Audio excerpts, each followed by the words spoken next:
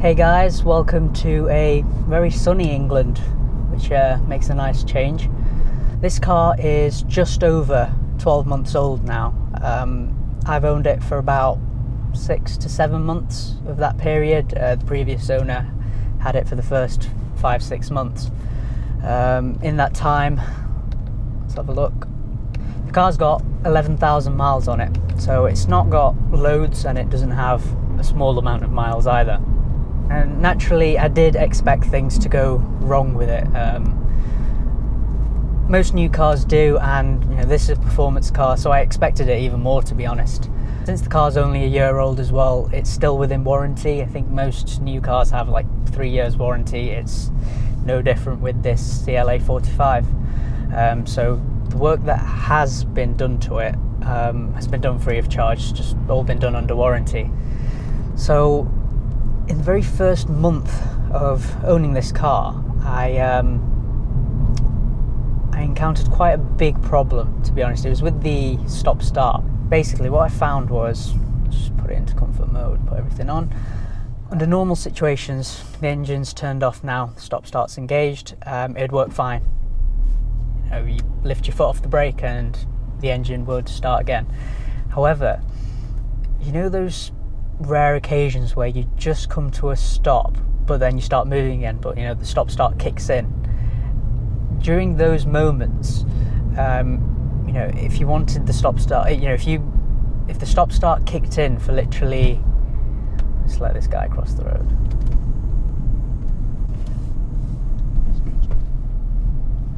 Gives me a chance to perv on that DB11.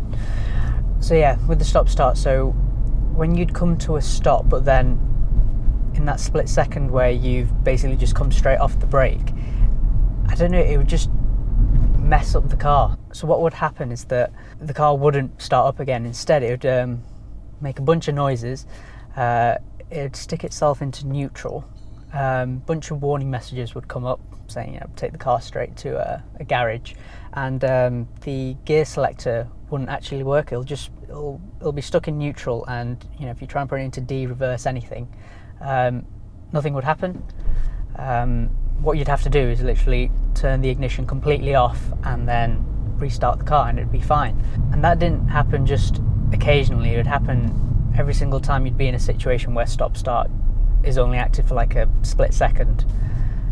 Then shortly after I had that issue, and that was literally within the first few weeks of having the car, so it was probably apparent with the previous owner and he just either didn't notice it or he didn't have it sorted out.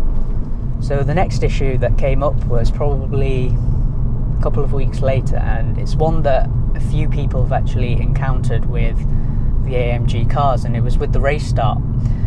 What would happen is that you'd go through the normal procedure to engage the launch control. That'd all be fine, and it would actually let you do the initial launch, but the moment you actually depress the accelerator pedal and go forward, I'd have an error message saying formatic failure or formatic not available. A lot of people have come across that.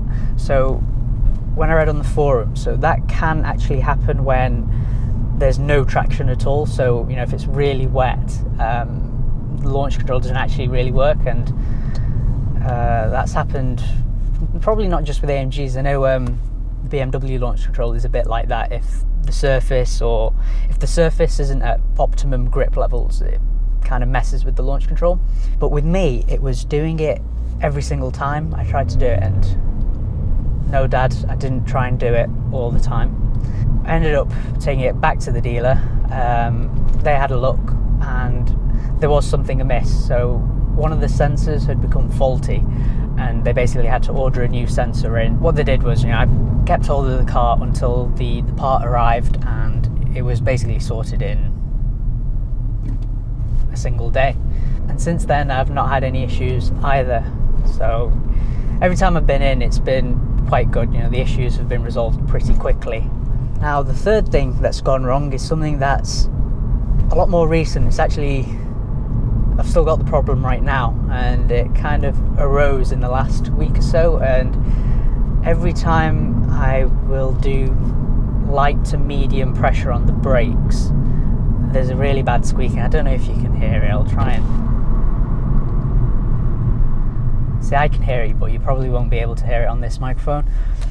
It's just a really loud squeal. It's the kind of thing you'd expect from... oh, was that Ferrari? Yeah, white Ferrari, California. It's the kind of thing you'd expect from an old banger, you know, every time they hit the brakes, you hear that awful squealing sound. Now, again, when I read through forums, some dealerships might try and fob you off, so just be careful if you've ever had a similar problem, or if you do get a similar problem. Apparently, some dealers were telling customers that, you know, the AMG brakes, until they're properly warm, they can squeal, blah blah blah. But you know, mine's actually doing it when the car's up, when the brakes and everything are all warmed up, so that makes even less sense. And even then, from a near enough £50,000 car, you don't expect squealing brakes. You know, the car's under warranty, so it's something they'll sort with, not too much hassle at all. I mean, that's the great thing about warranty. When you've got a car such as this, and you know, especially when you go up, you know, towards supercar territory, you need warranty, because it's not a case of if things go wrong, it's a case of when things go wrong. Give this video a thumbs up if you thought it was interesting or useful in any way, shape or form. So once again, thanks for watching guys, and I'll see you shortly in hopefully another sunny video. Cheers guys.